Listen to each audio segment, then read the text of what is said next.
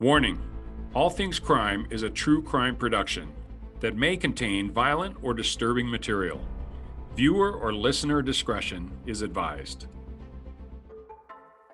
Part 2 of my discussion with Detective Sean Gorman from the Lincoln, Rhode Island Police Department.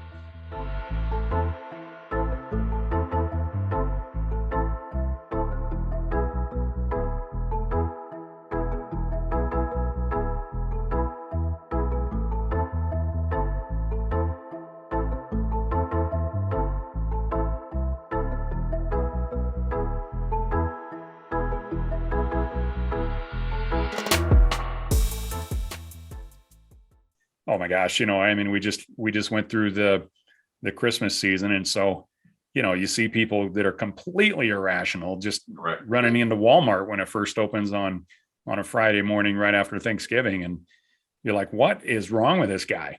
Right.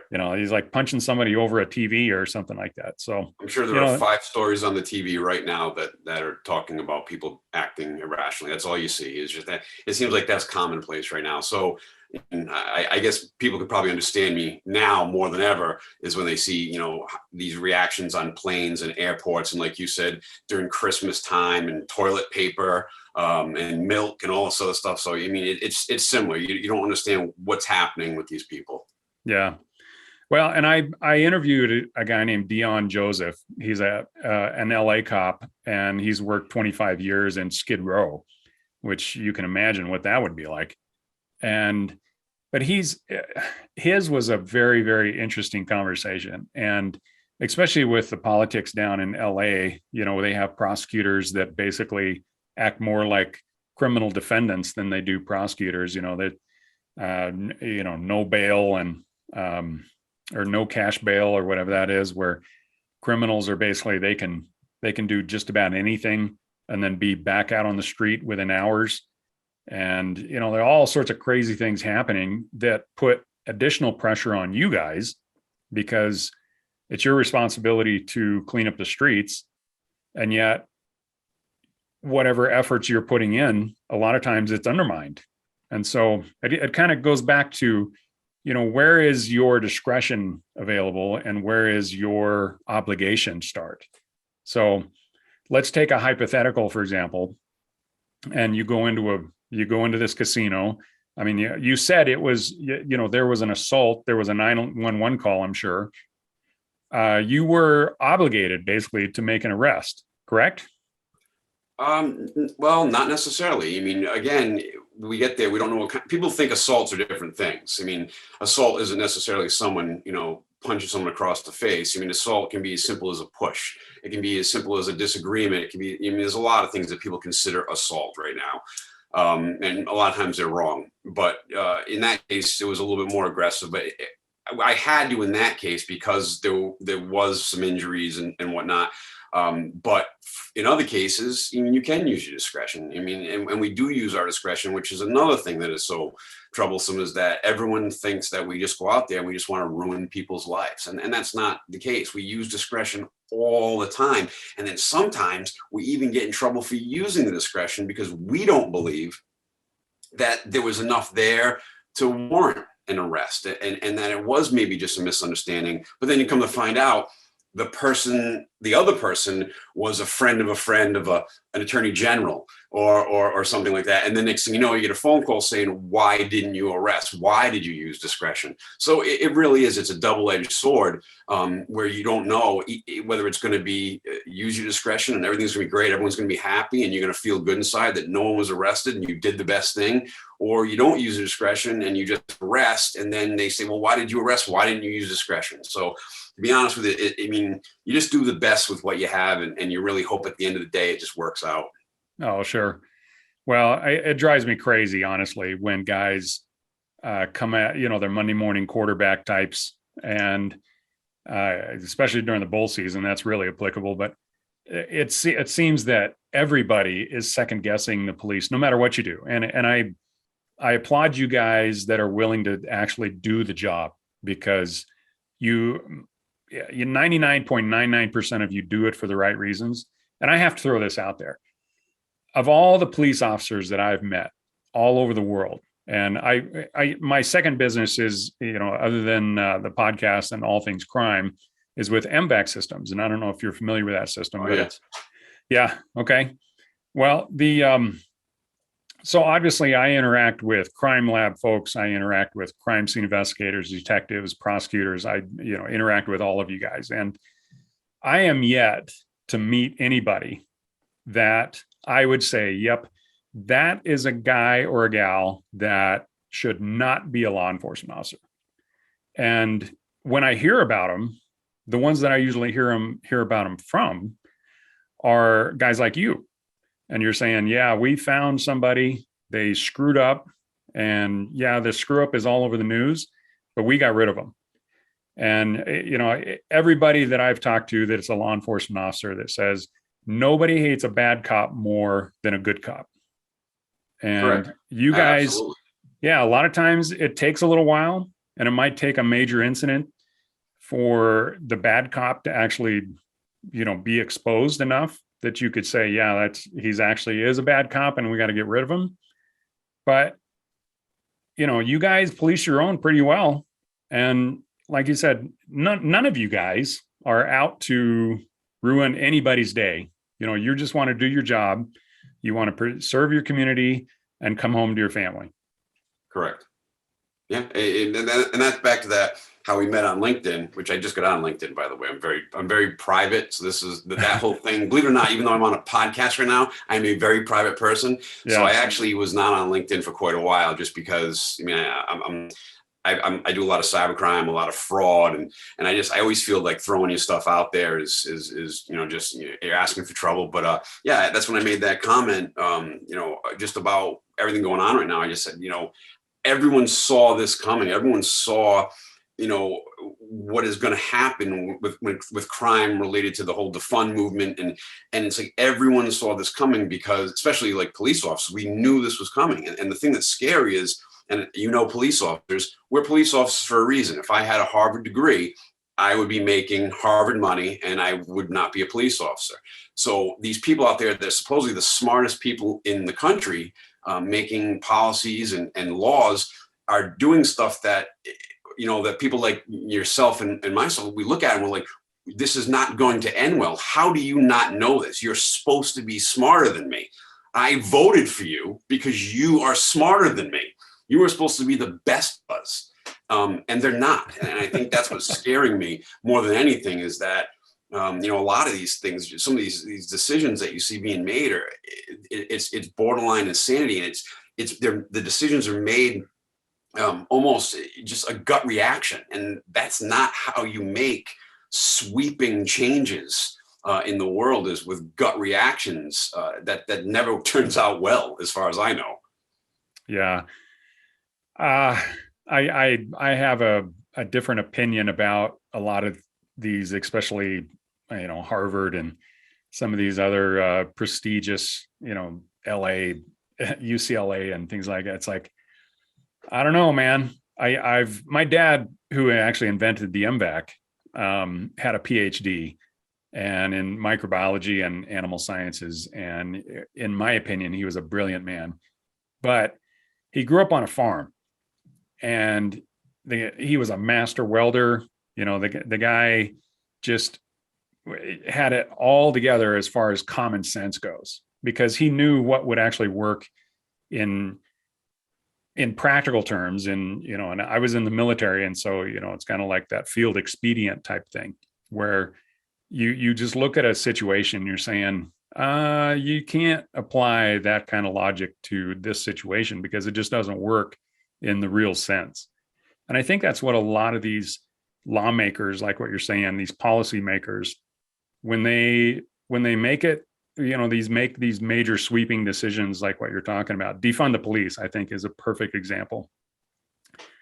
There's not a lot of common sense applied to that whole decision-making process, because you can't, especially in today's society where you pretty much can't go anywhere and be completely out of society. When law enforcement first came to be in the United States, you think of Tombstone or something like that, where it's kind of the wild, wild west. and, one person, the marshal or the sheriff or whoever is kind of in charge to, keep the peace. And, that kind of a scenario just doesn't exist anymore. So there's lots of people that are well established. There's lots of people that have generations of wealth, for example, or, you are obviously in a nice home, as am I. But there's going to be people that don't have as much as I have or that you have. And if law enforcement just goes away, then what's to prevent those people from just taking what I have or kidnapping someone or something like that? It's like there's a barrier in between the law abiding citizens and the non-law abiding citizens. And that has to be law enforcement. And so to apply a defund the police type of a scenario without thinking that through, to me, just doesn't make any sense at all. No, the defund the police movement, first of all, from a marketing perspective, horrendous name. They should have called it reallocate funds, and maybe it would make more sense, because to be honest with you, the core understanding of this whole thing, what they're going for, I get. I mean, we do need more, social programs. We do need more domestic violence advocates. I mean, we've been through at least 10 of them in my small police station alone, because they just come and go, because they don't make a lot of money, and they just leave for someplace else. We do need more people in DCYF. We do need more social workers. We do need more mental health workers. Bring them on, please do, because I get 8 hours a year on how to be, prepared for, a mental health crisis, or someone that has a mental health problem. I get 8 hours a year. I get 8 hours a year to talk to, children, or some training on that to talk. And I haven't had that in actually a long time. So, bring more people to help. There's not a police officer in the world that wants to be a marriage counselor, wants to be a social worker, wants to, help people with domestic violence. Well, we definitely want to help with domestic violence, but not not after the fact, or to prevent it. I mean, we are there, like you said, we're there as a barrier and to police. We're not there to be, everything for everybody. And please do send money to those social programs. Send lots of money to there, because we would love that. We would love that help. But at the same time, it just seemed like the whole reason was to blame us and to say, that we're hogging all the money. And that, that's not the case, because they can create any money they want right now. Any money in the world that they want to come up with, they'll just come up with a program and they'll just print the money like they're doing right now. So they don't need to defund us in order to get more social programs. That is ridiculous for anybody to think that the Lincoln Police Department, with its small budget, needs to have our budget cut in half so they can then give more money to social programs. That's insanity. Yeah, well, which pile of money that comes from is kind of the question there. But you guys with your small budget, and especially you said you've lost a third of your officers. If you're losing 10 to 15 officers, then you're already undermanned. And if your budget has also been slashed, then one of the things that I don't think most people understand is that being a police officer is more than just, rolling around in your patrol car and, pulling people over and giving them tickets. I mean, you have to deal with everything, especially in a small department, which is, including investigate a crime scene and, and then put on your detective hat and then, interview people. And so you have to be trained in how to properly interview. You have to be trained in how to properly execute a warrant. You have to be trained in how to properly go through a crime scene, especially in forensics. And nowadays, that alone is a full-time job. I mean, just to keep up with that training, holy cow. I mean, between fingerprinting and DNA and everything else that you have to gather as far as forensics evidence, it's just, I can't imagine trying to do it and be a police officer like what you do. Yeah, it's definitely difficult. There is a lot of training involved, and you kind of do it almost on your own. I do a lot of training on my own, a lot of reading. I actually recently just got accepted to the American Academy of Forensic Sciences, and that's a great resource. The IAI, International Association of Identification, they have a bunch of great resources. And you know what? We play off each other. I have a lot of great, good friends in Massachusetts. I have a lot of good friends that are civilian. We don't use civilian forensic people in Rhode Island. In Massachusetts, they will, but we don't use them. We're our own forensic people. But yeah, I'll reach out to them and ask them questions. And you always got to stay on top of your game, because everything is always changing and the laws are always changing. I mean, they're always trying to fight DNA, and they're always trying to say that what you did is incorrect and the collection method that you did was incorrect. And to be honest with you, then like 6 months later, because of your case, that could actually be a law. So you could have done something that could then set the stage for a law saying that no longer are you allowed to collect DNA with this type of method, because, and who wants that to be on their resume, that, I'm the one, that was because of my case, because I collected it with what I thought was the best method. So it's definitely nerve wracking. And like you mentioned, we do wear a lot of hats. The different kind of cases I have right now range from, credit card fraud, to sexual assault, to a double homicide, to cyber crimes. It's good, and it sounds good, and it's great for a resume. But at the same time, I feel that if I was directed to one specific thing, I think I would be better off at that one job, and I could focus more instead of having to do all this other stuff. Yeah, well, that kind of throws right back to my point, is that the smaller the department, the more hats you have to wear, and the more expertise you have to have in all sorts of different areas. And so I'm glad to hear that you're reaching out, because there's so many resources out there where, guys are more than happy, cold case societies and things like that, where people are more than happy to, at least advise you. And maybe you don't have the budget to actually bring somebody in, but getting a little advice on a case that you've never seen before, you can't go wrong with that. So, but to my point is that your training, the ability for you to train, and as your department as a whole. So we had this problem when I was in the military, where we had a certain number of slots where we could send people to certain schools. And number one, we still had our mission that we had to accomplish while we were, regardless of who was gone for training. And so sometimes what we would do is take the people that was the least, how do I say it here? The least valuable to the mission, and send them to the school, if that makes sense. But sometimes that's just the nature of the game. You just can't afford to lose some people. And so some of those people that you just can't afford, the most valuable people to your mission, you can't send them to school, because then the mission would fail. And sometimes that happens, but I think for police department, more often, you guys are just so undermanned and so underfunded that the first thing that happens is your training goes away. And then when you start losing people, you physically can't fill all the slots that you have to fill and still be able to send people to training. And you don't have any money to do it anyway.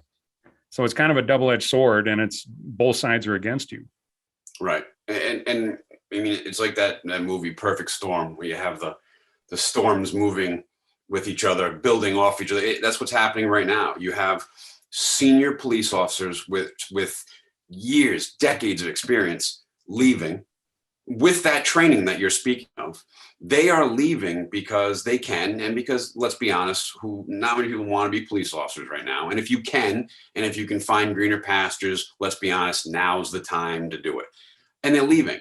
And people somehow think that that's a good thing, but it's not, because you're losing all that training that you just referenced, and all that experience, and decades of experience. Not only experience, but these young kids that come on the job, they're more gung ho. They're, I'm not going to say, they're quick on the trigger. That's not what I mean. But what I was saying is that they're just very gung ho, and they're new, and they want to go out and stop cars. But what I've learned, and what all these people that are retiring have learned, is it's so much easier just to talk to someone. It's so much easier just to look at things from a different perspective. I've learned so much on the job, and I'm going to learn so much more tomorrow, and so much more the next day, and all that's gone, and everyone somehow thinks that's a good thing because all these bad cops are retiring. I hate to break it to everybody. The bad cops are not retiring. The bad cops are sticking around because maybe they haven't been flushed out yet. All the good cops are the ones that are retiring, and you're going to be left with all these new people and all these new kids, and maybe people that what we're seeing is maybe some people a little bit less qualified to be a police officer, because right now we're not getting as many qualified applicants that we used to. Military, for instance. I mean, we barely had any military in the last round of hirings. We don't see them anymore because they're going and they're doing other things. So I think that it's definitely a recipe for disaster that's starting right now. Yeah, and sometimes I don't know. Again, you look at some of these policymakers, and you like, number one, you did not war game this, and if you did, and you're doing this on purpose, then that is just a nefarious area. As you were talking, I was thinking, if you look back on history, right after World War II, exactly what you described has happened right after World War II. All those NCOs and officers that had served throughout World War II, they had those years and years of experience. And, people don't understand that a year of experience in a war zone is like 10 years of experience anywhere else. And I would apply that same thing for you guys. A year on the street for a police officer is probably so educational to how that job is done. You can't replace that. Well, right after World War II, everybody came home. Well, there wasn't a war anymore, so there wasn't a need for a 1 million man standing army or 5 million or however big it got, right at the peak of the war. So a lot of these guys went off and did other things. Well, they took all that experience with them. And then lo and behold, just a few years later, Korea kicked up. Well, initially we got our butts kicked in Korea. And the reason was because we lost most of that human intelligence and that human experience. And I think if you look at Minneapolis PD, that is what is happening. So they had that whole, I think out of all of the agencies that I know of, Minneapolis was the one that actually defunded their police. Now, a lot of them, I think 2/3 or something, half of the force stuck around because they probably knew that it wasn't actually going to stick. And I think just like you, they knew what was going to happen. Those guys were like, are you kidding me? Even if they completely defunded the police force for an extended period of time, they were loyal enough to their community that they still stuck around. But bottom line is, within a relatively short amount of time, they refunded it. Well, but the problem is that a lot of the damage was done. So a lot of those experienced officers that once the defunded vote came down, they were like, screw this, I'm out of here. Well, they took a lot of experience with them. And the guys that replaced them, yeah, it's another body and it's another uniform, but it's not the same. No, and mistakes will be made. Just simple mistakes. Prosecution. Our prosecutor left to go to greener pastures, and then I stepped up and I became the prosecutor, and I had to relearn that job. And then someone else moved into another position, and then I had to give some of my, items away and give it to somebody else who then had to learn my jobs. And mistakes are made when you're learning, but mistakes are not made when you've been on a job for 35 years doing the same thing. And for the most part, you've seen it all, and you have this air of calmness where you can just, no matter what comes at me, I will be able to handle. And that's unfortunately what left. And I definitely fear for what's going to come with all the mistakes that are now going to arise with people just sliding into new positions. We have no command staff right now. And that's going to be difficult, I believe, we have to put everybody, all these young people, into command positions with nobody to be their mentor. And that's the best part of becoming a sergeant, and then having a great lieutenant as a mentor, and then have a great captain as a mentor. But when they're all gone, who's your mentor? Who do you go to ask questions? And that's another reason why I feel I need to stick around. Is I've lived in this town all my life. My dad definitely put his heart and soul into this community, and I just feel like I have to stick around a little bit longer and just kind of maybe help out before I decide, that's it for me. Yeah.